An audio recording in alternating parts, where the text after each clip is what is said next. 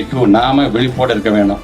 நமக்கான ஒரு மிகப்பெரிய பொறுப்பு என்பது இன்றிலிருந்து ஏன் தேர்தல் காலம் வரைக்கும் மிக மிக மிக முக்கியமான பொறுப்பை வகிப்பவர் யார் என்று சொன்னால் BLA2. நீங்க தான் BLA1 அது மாவட்ட கழக செயலாளராக இருந்தாலும் எங்களுக்கே இல்லாத அதிகாரம் BLA2 உங்களுக்கு உண்டு என்பதற்காக இதை நான் சொல்கின்றேன்.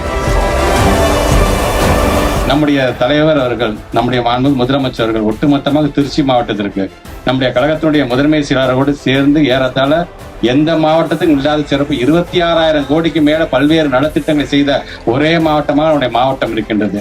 மக்களிடம் நல்ல பேரும் இருக்கின்றது. ஆக அதை நாம் தக்க வைத்துக் கொள்கின்ற அளவிற்கு நம்முடைய திறமையை காட்ட வேண்டிய களம் என்பது தேர்தல் களம். அந்த களத்திற்கு நாம் நம்மை தயார்படுத்திக் கொள்ள வேண்டும்.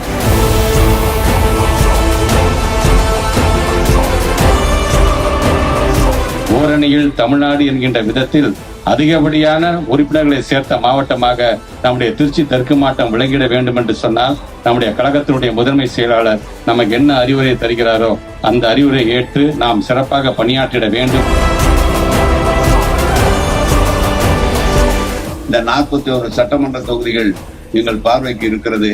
அதில் அதிகமான உறுப்பினர்களை சேர்க்கிற பகுதியாக, அதிக வாக்குகளை வெற்றி பெறக்கூடிய பகுதிகளாக இந்த பகுதி இருக்கும் என்று எனக்கு நன்றாக தெரியும். அதற்கு என்னுடைய வாழ்த்துக்களை நான் தெரிவித்துக் கொள்கிறேன்.